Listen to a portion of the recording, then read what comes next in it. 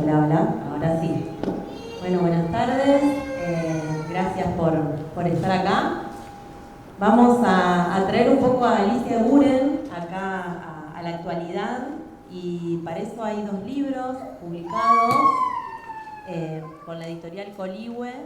Oh, no le gusta mucho a Alicia, pobre, ya va a pasar. Generaba esas pasiones, Alicia. Uno es Alicia en el País, de Miguel Maceo, que está acá sentado. El otro es Escritos, de Alicia Guren, que es una compilación que hicieron, ya los tengo escritos, no voy a mentir, Santiago Allende, Nicolás del Soto y Emiliano Ruiz Díaz, para la Biblioteca Nacional. Son parte ustedes, ¿no?, de la biblioteca.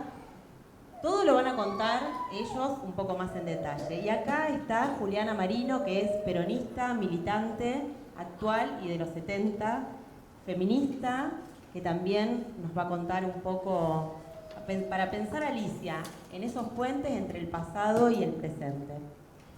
Yo me llamo Nadia, estoy acá le agradezco a Miguel la invitación. En realidad, él escribió para la editorial El Colectivo un libro sobre John William Cook que se llama El hereje, apuntes sobre Cook justamente, y le dedicó todo un capítulo a Alicia, y a mí me tocó ser la correctora de ese libro y la conocí así, la verdad que no la conocía en detalle. Fue sorprendente, fue maravillosa, y de ahí fue: Miguel, tenés que hacer un libro de Alicia.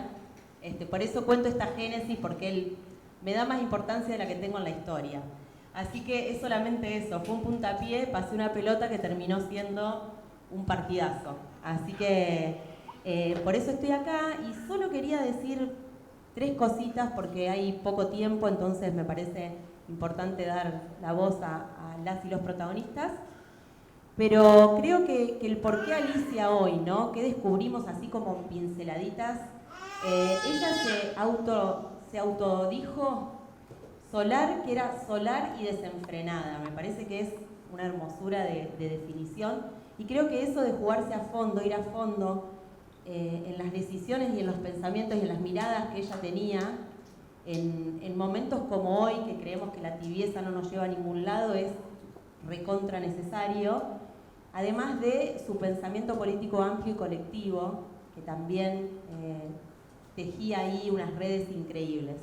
Y antes de pasar voy a solo leer, porque este libro, además de sus cartas, sus escritos, tiene poemas de Alicia, que es algo también bastante sorprendente.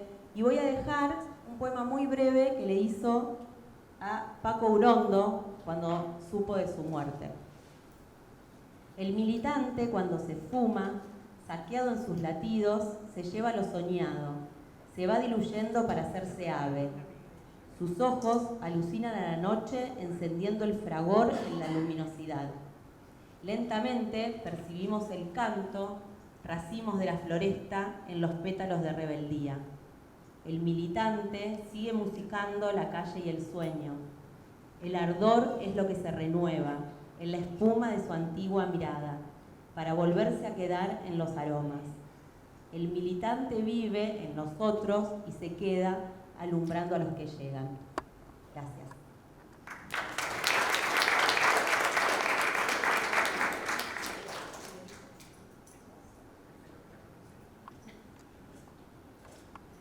Bueno,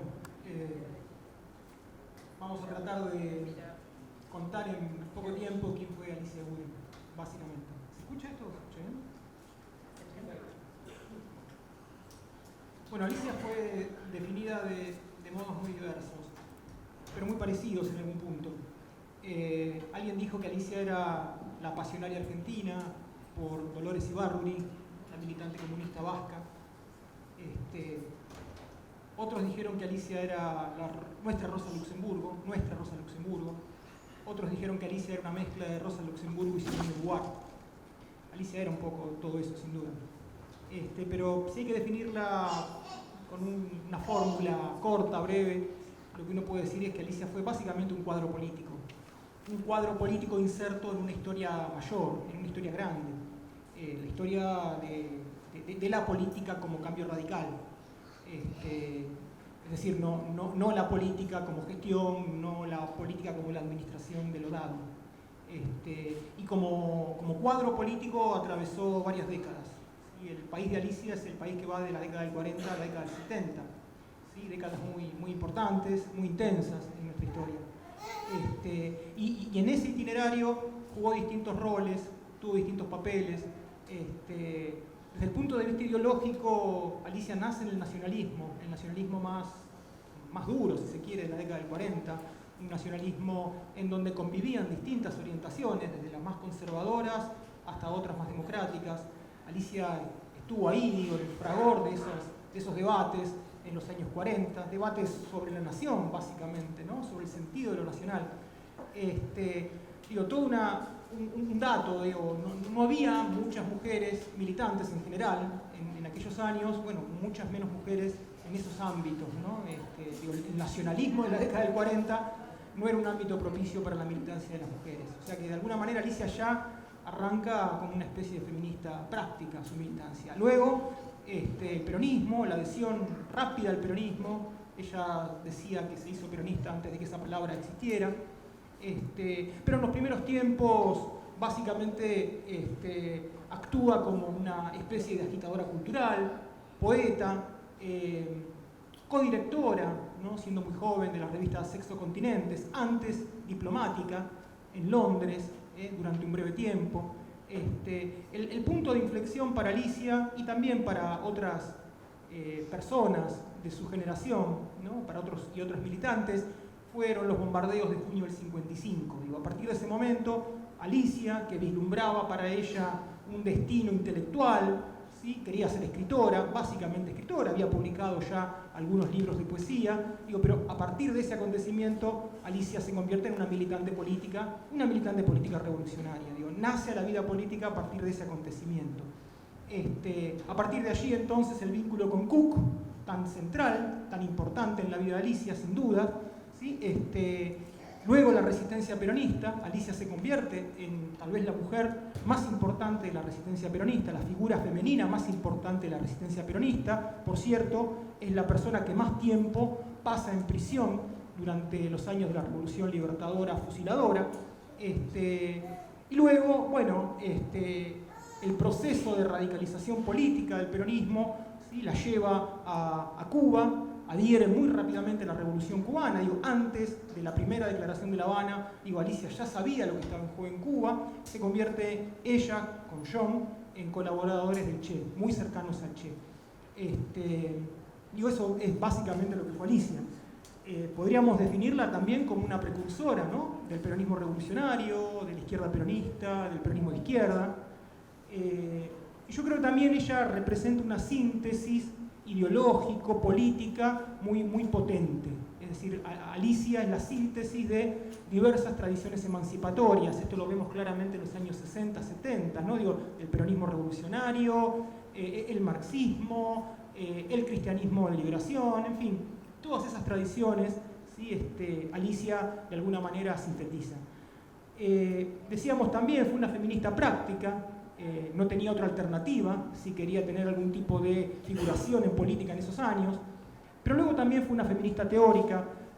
A modo de simple anécdota, hay un montón de elementos para probar el carácter de feminista teórica de Alicia. Digamos que Alicia en los años 70, junto a Otilia Weinstock, Turuna Mercado, ¿sí? Graciela Scolamieri, ¿no? una científica, una escritora y una médica obstetra, habían constituido una especie de gineceo virtuoso que discutía temas como el aborto, por ejemplo, años 73, 74. O sea, Alicia familiarizada con el feminismo, las feministas negras norteamericanas, en fin, innovadora también en ese sentido. Rápido cuento, mi contacto con Alicia se da en los años 80, cuando comienzo a militar en política, ¿sí? Bueno, y los antiguos, los compañeros más grandes, me traían el recuerdo de John. El que aparecía todo el tiempo era Cook. Alicia no aparecía muy secundarizada. Con el tiempo me di cuenta que Alicia estaba subrepresentada en el relato histórico. Y después me pregunté, bueno, ¿por qué Alicia está subrepresentada en el relato histórico? Tardé mucho en darme cuenta, pero creo que esto respondía a diversos factores. En primer lugar, la derrota de los 70, del proyecto revolucionario de los 70. Hay una derrota ahí muy fuerte que hizo que a partir del 83, ¿no? Con el retorno a la democracia, una figura como Alicia fuera difícil de decodificar. Una sociedad civil disciplinada tenía serias dificultades, ¿no? Para comprender a Alicia. Luego también por la falta de herederos y herederas. Alicia era y es una figura difícil para el peronismo post-dictadura, también es una figura difícil para la izquierda en su formato más convencional, más tradicional. O sea, Alicia no tenía herederos, no tiene herederos y herederas. Luego también por la hegemonía del heteropatriarcado y las semánticas androcéntricas. Ese es otro elemento que también pesaba a la hora de comprender a Alicia y justipreciar, ¿no? Su papel y su rol. También porque pesaba sobre Alicia una especie de condena moral, ¿sí? De parte de quienes habían sido sus compañeros y sus compañeras, en el sentido de que no aceptaban esos compañeros y esas compañeras lo que María Pía López, una gran amiga, denomina la libertad deseante de Alicia. Alicia había cometido el pecado de desear, ¿no? Y desear con libertad. Entonces, era muy común la descalificación de Alicia por eso, ¿sí? Por su libertad deseante. Y después, y esto es más personal, creo que cuando el poder de la mujer, ¿no? De las mujeres se relaciona con algún tipo de violencia, se las invisibiliza mucho más. Bueno, esta situación comenzó a modificarse, es decir, se dieron condiciones para entender un poco más a Alicia a partir de ciertos cambios históricos.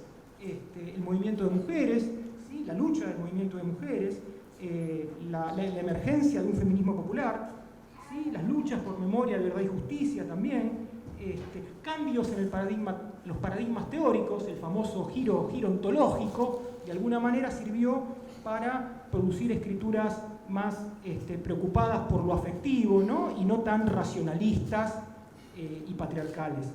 Entonces, bueno, ese contexto, creo que ese cambio en el contexto hizo más fácil entender a Alicia. De todas maneras, para mí fue muy difícil, Nadia lo sabe bien, de hecho Nadia, como ella lo dijo, fue así, Nadia sugirió escribir este libro, yo de hecho intenté delegar esta responsabilidad en otras personas, sin éxito, personas mujeres básicamente, pensando que siempre una mujer iba a entender mejor a Alicia, pero como ustedes ven acá, somos 4 hombres escribiendo sobre Alicia. ¿Por qué? Porque escribir sobre Alicia para mí me obligaba a un ejercicio de autodeconstrucción, como varón, heterosexual, de más de 50 años, no era fácil encarar un personaje de estas características. Un tipo totalmente condicionado por mandatos sexogenéricos opresivos, ahí estaba la gran limitación. Y también había que abandonar el patrón oro de la historiografía, había que escribir sobre Alicia una biografía, ¿sí?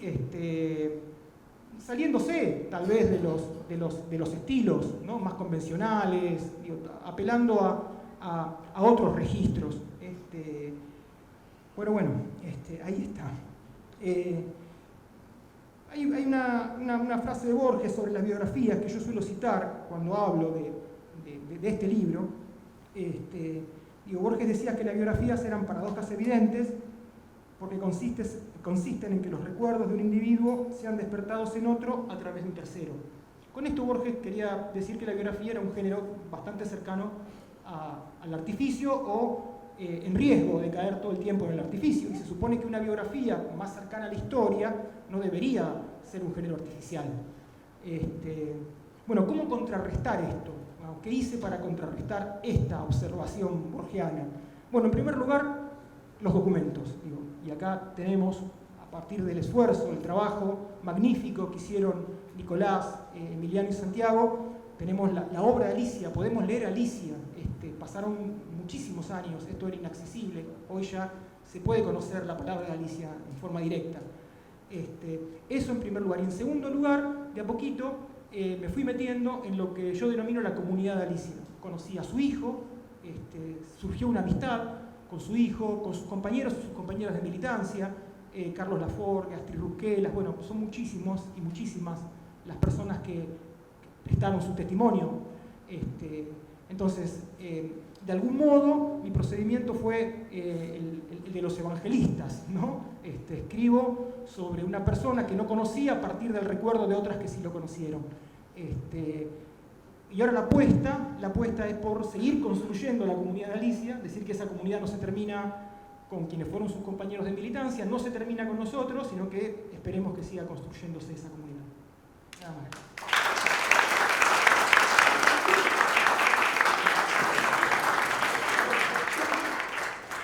Buenas tardes a todos. Muchas gracias, Aurelio, por tu invitación y por este esfuerzo editorial enorme y por tu tosudez siempre en registrar el pensamiento nacional y latinoamericano.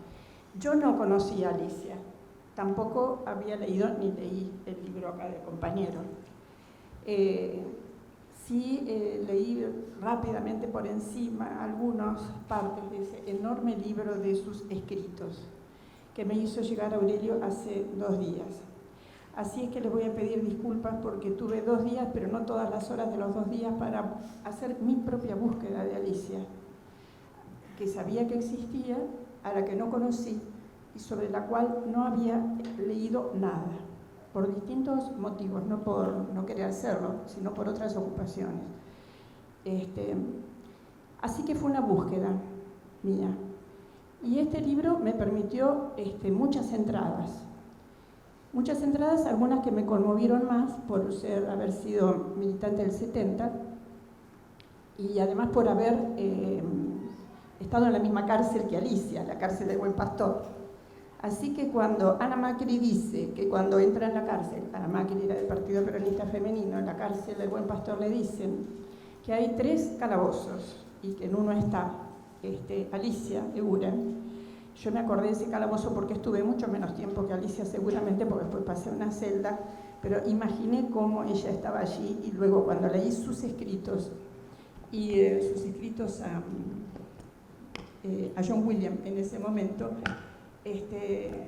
la podía tener muy bien ubicada. Entré por varios lugares, por su correspondencia primero. Creo que ha sido un interesante modo de yo empezar a conocer a Alicia, directamente por ella misma, aún sabiendo que todo lo que tiene el libro no es todo lo que ella hizo, todo lo que ella pudo producir, etcétera, etcétera, que seguramente en los otros libros hay cantidades de claves más. Así que fue un reencuentro político y también un descubrimiento, porque yo coincido aquí con Santiago, ¿no? Con Miguel, coincido con Miguel en que ella estaba encubierta. Hubo otras mujeres de la época que fueron conocidas, pero cayeron presas, cayeron en enfrentamientos, Norma Rostito, Amanda Peralta, con la que yo estuve en la cárcel de Buen Pastor, otras mujeres, pero Alicia, inclusive para mí misma, era inubicable en una organización, porque Alicia fue una articuladora trascendente para la gesta revolucionaria de la Argentina y para el movimiento peronista y para la propia conducción del peronismo, que era el general Perón.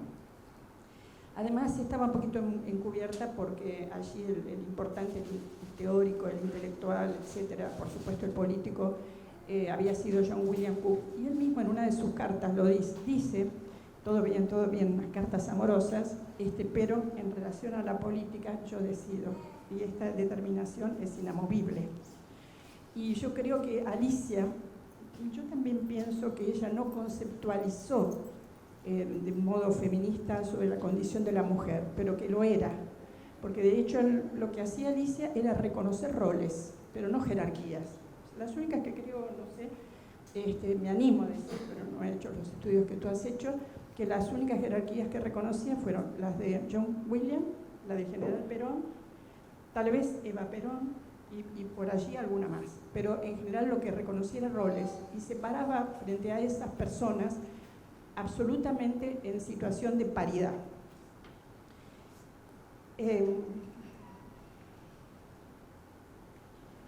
La verdad que todos los textos de Alicia, todas las cartas a los distintos personajes, a la familia, etcétera, etcétera, son a pura sinceridad.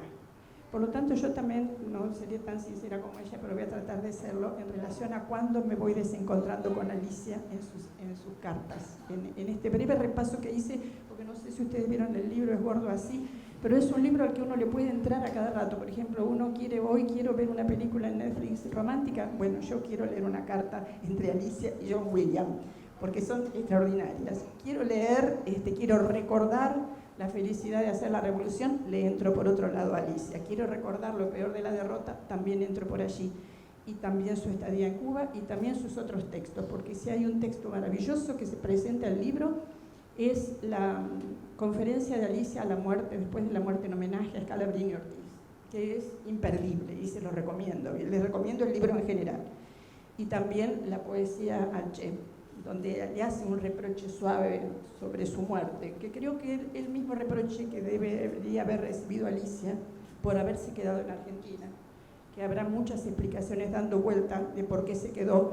Yo estoy esbozando una a medida que leo el libro, después les diré en otra oportunidad. Mientras tanto, digo que entré al libro por las cartas entre John Williams y ella, que tiene dos dimensiones, una la amorosa, que es extraordinaria, porque está llena de mimos, de seducción, de elogios, de egos desplegados, puro amor, pura pasión extraordinaria, una exaltación que era muy propia de la época. Digo muy propia de la época porque es una literatura amorosa carcelaria que yo también conocí, porque fui presa con mi marido estaba en otra cárcel, yo en esta, y también tuve compañeras, y en esa etapa el vínculo de la pareja era un vínculo que se exaltaba con la revolución y viceversa. Era como decir la pareja militante, la pareja combatiente que comparte todo, y al compartir todo, en realidad lo que hace es hacer la revolución en la propia vida hasta personal. Así que la parte de la dimensión amorosa es también imperdible, y en esas cartas, que son de la primera resistencia, cuando estaban presos y después cuando estuvieron muchas veces separados, después que salieron de la cárcel, en Chile y en distintos países, también son cartas de extrañamiento, de amor y de evaluación política, y ellos lo dicen en algunas de las cartas.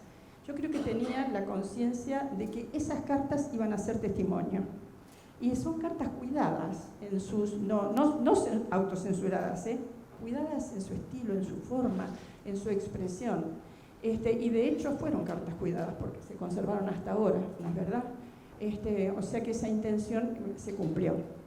Y ahí hay mucha información de lo que fue la caída del peronismo y la situación posterior, las condiciones que había y cómo volver a retomar la senda de la revolución. Está claro, y ella lo dice muchas veces, que para ella el peronismo es un cauce para llegar al socialismo.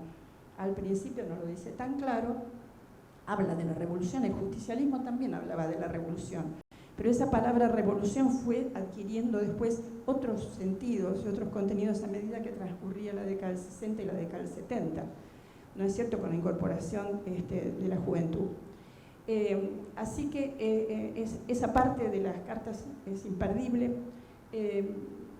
Luego le entré a la Alicia que escribía a la familia y sobre todo al hijo y a la familia para darle recomendaciones, instrucciones, orientaciones concretas acerca de qué comer, qué medicamentos tomar, cómo comportarse con tal cosa, cómo orientar sus estudios, muy impresionantes. Además de eso, las cartas que le escribía al hijo. También el tema de los hijos fue un debate de época y de la etapa. Fue un debate muy impresionante, era un dilema, y aquellos que entramos al proceso, como dice la canción mexicana, sin hijos, pensábamos si los teníamos o no. De hecho, cuando yo entro a la cárcel Buen Pastor, me cruzo con Amanda Peralta y ella me dice, ¿vos sos la nueva? Le digo, si tenés hijos, le digo, por suerte no. Me dice, ¿cómo por suerte? No hay que tener hijos para la revolución.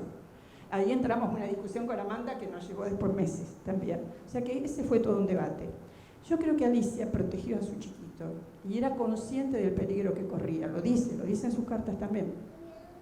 Pero es muy interesante que me parece que ella confió en la familia extensa que la rodeaba.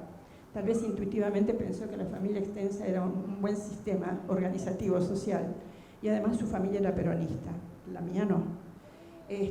Entonces ella confió en eso y le escribía a su chiquito porque tenía la seguridad de que él se iba a incorporar al mismo proyecto que ella tenía en mente.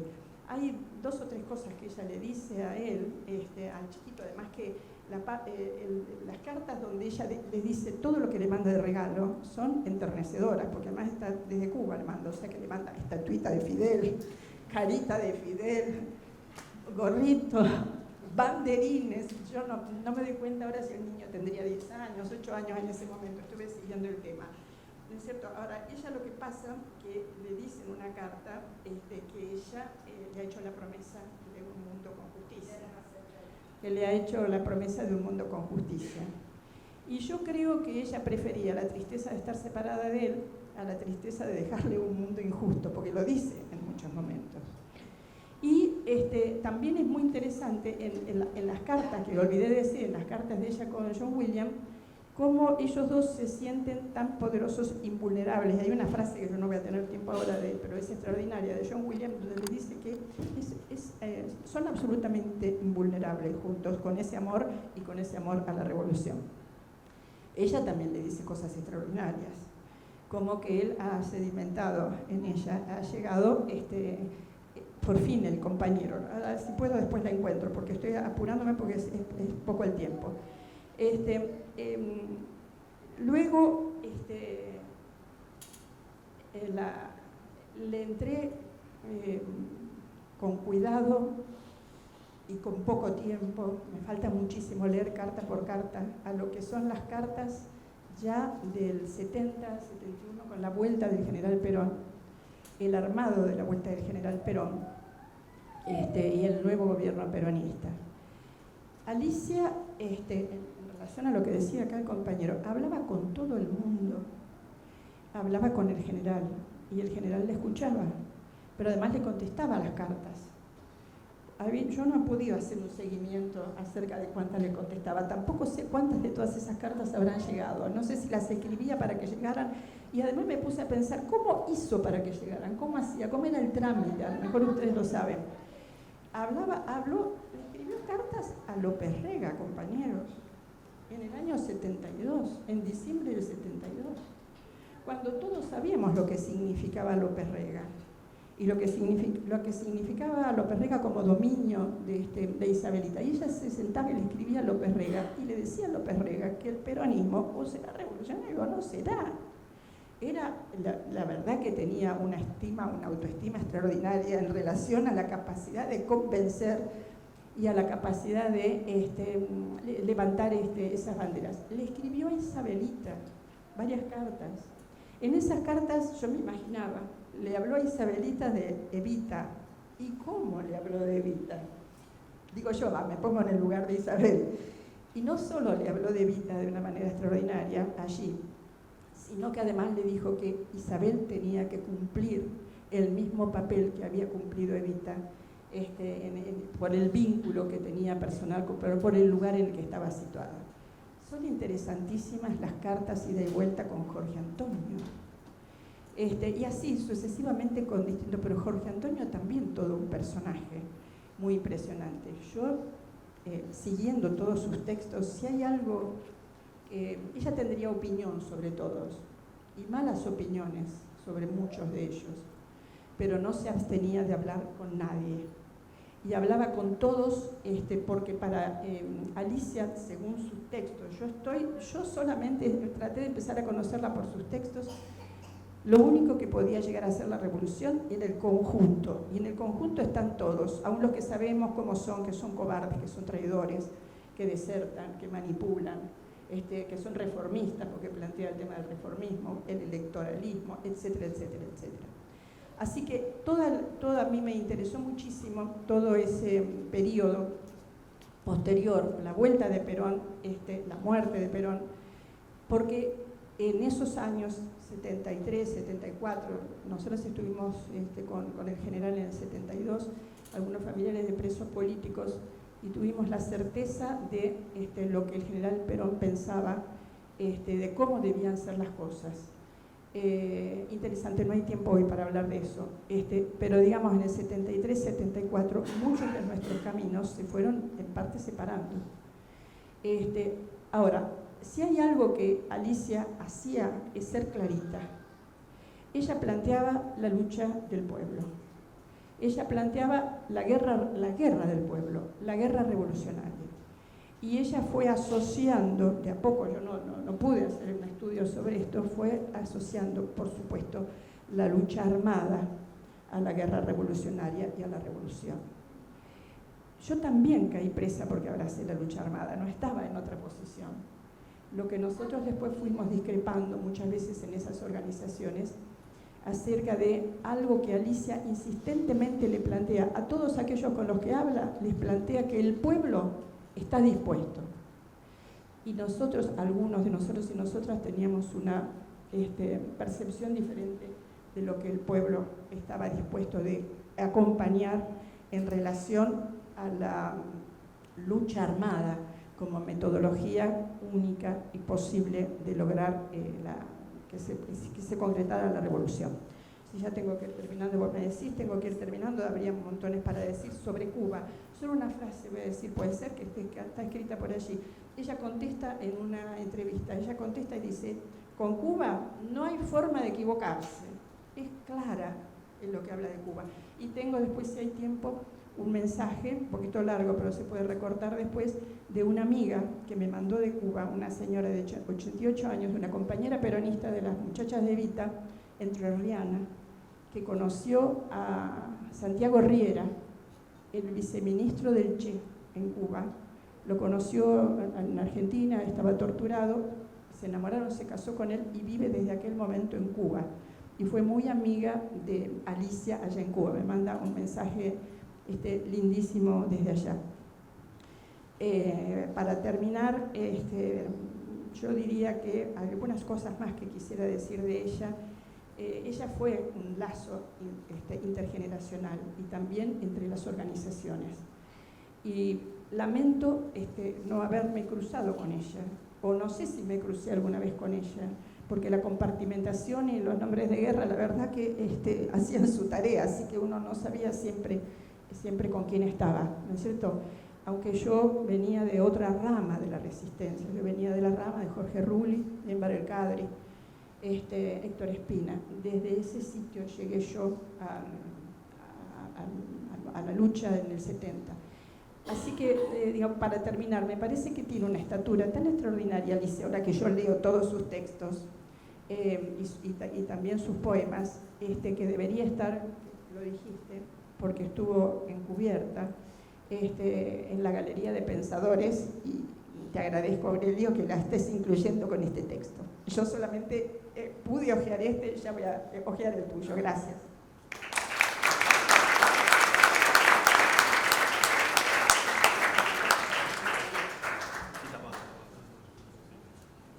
Hola, ¿qué tal? Buenas tardes. Muchas gracias por venir a compartir este momento de alegría con nosotros, por el homenaje a Alicia Aguren, por la presentación de la biografía de Miguel y el trabajo de los escritos que compilamos con Santiago y con Emiliano en un trabajo desde la Biblioteca Nacional. Nuestro primer acercamiento a la figura y a la obra de Alicia Aguren, más allá de alguna efímera presencia en alguna biografía de Cook o en algún estudio sobre el peronismo de la resistencia, se produjo en el contexto de una investigación desarrollada para la edición facsimilar de la revista Nuevo Hombre, que la Biblioteca Nacional publicó en el año 2015. Relevando la revista, dimos con una serie de colaboraciones que la develaban como un formidable cuadro teórico, un cuadro político e ideológico, con una asombrosa densidad teórica y una afilada beta polemista que dotaba a sus posiciones de una considerable pregnancia sobre distintos grupos insurgentes de fines de los 60 y principios de los 70. A partir de allí, la pregunta por sus otros textos que intuíamos desperdigados, por las otras formas que pudo haber asumido la palabra escrita en la vida de Alicia, se nos hizo presente y comenzó a hacer que queramos saber más de esta mujer inquietante. Hacia fines de ese año comenzaron las gestiones que culminaron en octubre de 2016 con la firma del convenio de donación de la documentación que hoy conforma el archivo, el fondo Alicia Aguren John William Cook, a través del cual Carlos Laforgue, cuadro de la Resistencia, colaborador de la pareja Aguren Cook, colaborador cercano de la pareja Aguren Cook, y custodio de los documentos durante décadas, y Pedro Gustavo Catela, hijo y único heredero de Alicia, firmaron el convenio a través del cual se donaba el fondo a la Biblioteca Nacional para su preservación. A partir de allí se inicia un camino de restitución de la memoria sentimental, la memoria personal, intelectual y política de la pareja, que se profundiza a partir de las tareas de conservación, de descripción y de puesta a la consulta pública impulsada desde el Departamento de Archivos de la Biblioteca Nacional. El fondo documental Alicia Guren, John William Cook, conserva toda la documentación producida, recibida y recopilada por la pareja, entre las que se cuentan una gran cantidad de correspondencia personal y política, originales de escritos, materiales organizativos y de difusión, producidos al calor de una intensa actividad militante, que en términos de los materiales que se conservan en el archivo puede ubicarse entre 1955 y 1975. La idea del binomio Eguren-Cook como unidad sentimental, política e intelectual que se esbozaba en su temprana correspondencia y que incluimos en el libro, aparece también verificada en los documentos de archivo. Allí la relación de complementariedad y de potenciación mutua que fueron construyendo con los años, que incluyó por supuesto acalorados contrapuntos, se verifica a través de la existencia de documentación, de procedencia compartida y de materiales con anotaciones cruzadas. Relevando esos papeles, dimos con una constatación. Alicia siempre fue mucho más que la mujer de Cook, que la compañera de John. Siempre rebalsó los lugares que lograba ocupar. Como lúcida y detalladamente señala Miguel en su indispensable biografía, Alicia en el País, Alicia fue disculpen, acá me confundí donde venía. Se doctoró en filosofía, publicó 4 libros de poesía, fue la primera mujer que tuvo a su cargo una cátedra de sociología, fue perseguida y encarcelada durante la resistencia peronista, participó como miliciana en la defensa de Bahía de los Cochinos en Cuba, fundó junto a Cook la Acción Revolucionaria Peronista, fue una de las impulsoras de la tendencia revolucionaria del peronismo y fue quizás la principal difusora de la obra de Cook tras su muerte. El fondo, entonces, decimos, contiene varios de documentos que atestiguan estas diferentes aristas de una vida intensa. Entre ellos los documentos vinculados al peronismo de la resistencia, sobre todo aquellos referidos al funcionamiento del Comando Superior Peronista y a los diferentes comandos tácticos, también a las querellas en torno a la reorganización del Partido Justicialista y a los intentos por dinamizar la rama femenina del movimiento a través del Partido Peronista Femenino. Muchos de los documentos dan cuenta de este contexto de clandestinidad y persecución que pesaba sobre la actividad política, siguiendo el pulso de sus detenciones en diferentes penales del país y sus años de exilio en Uruguay, Chile y Cuba. De este periodo cubano, como comentaba Juliana, hay una nutrida correspondencia familiar que da cuenta, de un modo coloquial y cotidiano, de esos primeros años de la Revolución.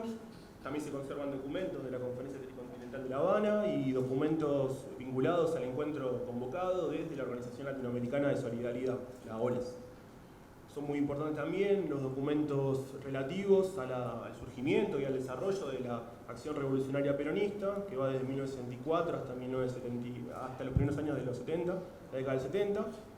Y ahí se conserva toda una serie de documentos que dan testimonio de una labor de difusión y de propaganda, como pueden ser boletines, revistas, folletos, volantes, que dan cuenta de una intención de articular esos nucleamientos, esos grupos del peronismo revolucionario que comenzaban a surgir a partir de la segunda mitad de la década del 60. También son muy importantes los escritos y los materiales de Cook, con anotaciones, con marcas de edición, con notas marginales de la propia Alicia, que demuestran ahí una labor de edición y de un interés por la difusión de esas obras tras la muerte de John. El acceso y el estudio a los documentos comenzó a cimentar, acá con los compañeros, el proyecto de edición de las obras de Alicia. Siempre fue, sumándose a este legado, a este intento de recuperar la memoria política de Alicia, ahora intentando amplificar la voz y el pensamiento a través de sus escritos. La investigación, que duró varios años, se hizo en el marco de la Biblioteca Nacional. Fue un proyecto conjunto entre el Departamento de Archivos, que dirige Ana Guerra, y la Dirección de Investigaciones, que dirige Evelyn Galeazzo. Así que aprovechamos para agradecer a la Biblioteca Nacional por el estímulo, a la Biblioteca Nacional, las áreas que lo integran, y a todos los compañeros y compañeras con los que compartimos día a día, que acá hay unos cuantos presentes. Agradecer el estímulo en la investigación sobre los valiosos acervos de la biblioteca y la libertad para poder elegir aquellos temas que más nos interpelan. El libro que estamos presentando hoy reúne entonces la obra édita e inédita de Alicia Guren, expresada a través de su correspondencia, sus artículos, sus entrevistas y su obra poética. Se compone de un estudio preliminar que contiene un abordaje a algunas particularidades del fondo documental, un esbozo de un itinerario bibliográfico de Alicia y algunas claves de lectura que brindamos. Y sobre todo la compilación de documentos, que se organizan en 6 secciones. La primera, que es la correspondencia entre Alicia y John, la correspondencia entre Alicia y John, que va desde los primeros años de la resistencia peronista hasta mediados de los 60, la correspondencia familiar, que como decíamos se ubica en los primeros años de la Revolución Cubana, la correspondencia política, que se divide en 2 etapas, durante la resistencia peronista y la segunda entre los tempranos 70 y poco antes del secuestro y desaparición de Alicia en el 77. Los artículos que se agrupan en las ciencias sociales, los temas culturales y el ensayismo político, y las entrevistas que son brindadas en diferentes épocas a diferentes medios y medios gráficos internacionales y nacionales, y la obra poética, que incluye una selección de los poemas publicados durante la década del 50 y algunos poemas inéditos que hallamos en su archivo. Queremos agradecer entonces a Aurelio, a Fabián Narvaja, a Fernando Bogado y a todos los que integran la editorial Coligüe por encarar de una manera entusiasta y muy trabajosa la edición de estos escritos, y también destacar el hecho político que implica su publicación en un momento como el actual.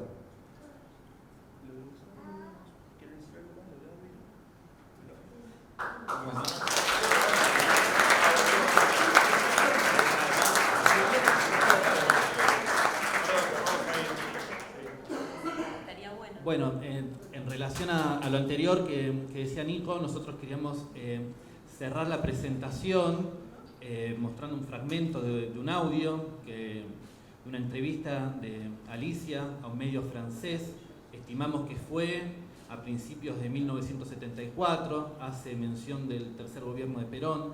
También yendo a la materialidad de lo que es un archivo, viste que contaba Juliana antes también en relación, a su experiencia carcelaria, y aquí también, ha sido muy conmovedor para nosotros cuando tuvimos contacto con la correspondencia. Debemos imaginar por dónde habían andado esas cartas, por dónde circuló, cómo hizo todo ese archivo hasta llegar a la biblioteca, y también, lo conmovedor que hoy es para nosotros que pueda ser finalmente editado como libro, y que esto recién arranca ahora, es decir, recién empieza a circular la obra de Alicia, como comentaba Julián antes.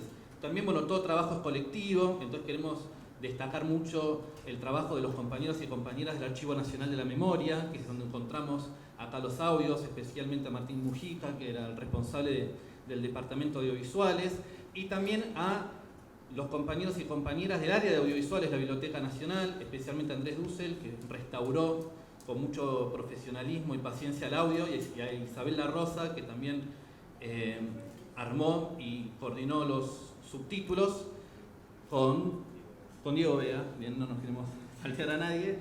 Así que, vamos a cerrar la presentación acá de Alicia con su voz. Y voy a poner el audio. Porque no dije nada, porque no hablé.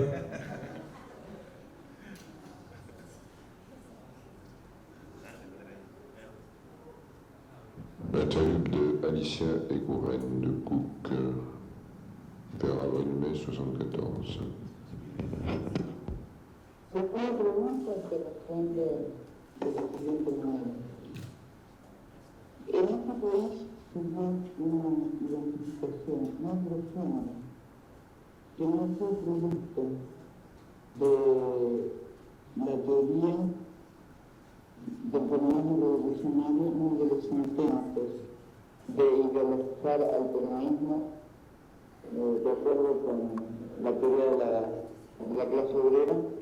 Se dio como una identificación muy profunda, sobre todo después de que Perón es derrotado, después de que Perón se va, derrotado por la oligarquía y por el imperialismo. Y ese fenómeno profundo será entre la masa, la clase obrera, que era en su inmensa mayoría peronista, es un inmenso movimiento que es el peronismo y su líder. Nosotros, los peronistas revolucionarios que salimos a luchar desde el primer momento, en modo alguno creamos esa ligación líder-masa, esa existió desde el peronismo. Y al mismo tiempo, la identificación de sus aspiraciones en la figura de ese líder fue también un fenómeno de carácter puramente espontáneo, masivo, no predicado por ideólogos, no por combatientes, que también se dio desde el primer momento y que tenía un significado muy lógico. El significado muy lógico fue en las conquistas reales, el nivel de vida, el nivel de integración a la sociedad, de dignificación, como se decía en aquella época, en todo caso de participación en el gobierno, en la sociedad, la desmarginalización de la política de la vida misma, que Perón da a una inmensa masa del pueblo argentino, en un tiempo de bienestar, esa identificación entonces y las consignas que hoy repiten jóvenes conversos que han ingresado al peronismo con un bagaje ideológico que por cierto no tiene peronismo en el comienzo, muchos de ellos, la mayoría provenientes de la izquierda, esas consignas como Perón a muerte, la vuelta de Perón, etc. Esas son las consignas espontáneas que surgen en el pueblo en un comienzo. De nuevo, si usted nos preguntara si nosotros luchamos por la vuelta de Perón, yo le diría muy objetivamente que nosotros no luchamos por la vuelta de Perón. Nosotros luchamos por la revolución nacional y social hacia el socialismo, por la instauración de un poder popular hacia el socialismo. Sucede que esa lucha era absolutamente indivisible de la lucha del peronismo, como se demostró en estos 18 años. Desde el punto de vista de la clase obrera, esa lucha era indivisible de la lucha por la vuelta de Perón. Si usted ha leído la correspondencia entre Perón y Cook, se dará cuenta de las diferencias ideológicas que existían entre los planteos del uno y del otro, y al mismo tiempo de cómo esas diferencias se van, que en un principio son por lo menos visiblemente pequeñas, en el periodo en que se enfrenta muy abiertamente a una dictadura militar terrible, un poco al estilo de la chilena, las diferencias se van profundizando más cuando se abren brechas democráticas, y Perón ya en el gobierno de Frondizi opta por un camino, y los peronistas revolucionarios, que en aquella época son muy pocos, están por otro. Y obviamente, como el mito de Perón no ha desaparecido, la clase obrera sigue creyendo, sigue pensando, sigue convencida de que el retorno de Perón al país y al gobierno es el camino para poder llevar adelante sus reivindicaciones mucho más avanzadas que las logradas en el primer gobierno, es decir, el camino hacia la revolución. Nosotros tratamos, como se ve en la correspondencia, fundamentalmente John, en el segundo tomo, esto es muy claro en toda la correspondencia, de dotar al movimiento de una ideología y de ganar al líder que fue ungido líder no por nosotros, sino por el pueblo, de ganarlo hacia una ideología revolucionaria, hacia una práctica revolucionaria, hacia una decisión revolucionaria. Los esfuerzos que ese nivel hicimos fueron muchos. Obviamente nuestros resultados fueron mucho más grandes desde el punto de vista del peronismo, o sea, de lograr concretar la existencia o dar por lo menos las bases teóricas para que se pudiera desarrollar una vanguardia peronista revolucionaria que luchara por el socialismo. Esos éxitos fueron mucho más grandes en la masa peronista, masa totalmente predispuesta a aceptar los postulados socialistas a través de una larga lucha, que en el mismo Perón. Entonces, desde el punto de vista, digamos, de nuestra responsabilidad ante la masa, yo le diría que no sentimos ninguna responsabilidad con nosotros acerca de las características de Perón, nunca le mentimos a la masa. Inclusive no le mentimos tampoco ni engañamos a los jóvenes que se acercaban al peronismo. Nosotros nunca caracterizamos a Perón como un líder socialista. Bueno, un aplauso para la compañera Alicia Eguren. mártir del pueblo peronista. Y la última vez, según los testimonios que se vio a Alicia, fue en la ESMA, y este testimonio, me dice Santi, fue encontrado en la propia ESMA, ¿no? Así que son esos rulos de la historia. ¿Qué, ahora hay que seguir hablando o cómo es? Voy a pasar a Juliana para que lea un poquitito de esa carta que dijo de la amiga que mandó de Cuba y avisar que los libros están allá, porque es muy importante, hay libros que se venden. Y si no, en Coligüe está en el 710, ¿verdad? Del pabellón azul. Si no, llegan acá para que vayan a buscar. Te dejo, Juliana, para hacer. Dos párrafos seleccioné nada más porque ella me lo mandó, sabiendo que yo iba a estar acá y que había salido un libro. Dice: un atardecer de enero de 1961 me llama Alicia y me advierte que me prepare para una gran sorpresa. Y así fue. Cuando abrí la puerta de mi casa encontré al Gordo y a Alicia vestidos de milicianos, con la noticia de Alicia de que ella integraba el mismo batallón de mis entrenamientos en la Plaza de la Revolución de La Habana. Alicia siempre, habla de Alicia de modos extraordinarios, y solamente a lo mejor si puedo, cuando fue con el Gordo que presidió la reunión de la OLAS, a ver si lo encuentro, ella dice que Alicia le dijo que le diera un momento para llorar juntas, aunque el Gordo no se lo iba a perdonar. Y es que le quería contar que él estaba muy enfermo y que él murió, porque además cuenta también que consiguió que el Hotel Riviera, donde ellos se hospedaban, fuera la reunión de los argentinos. Hay muchas cosas de los argentinos, pero quería ver si les decía esto de que buscaba llorar con ella y no pudo hacerlo. No lo encuentro, no importa, pero quería decirles que me lo había mandado desde Cuba, tiene 88 años y es una gran revolucionaria entrerriana.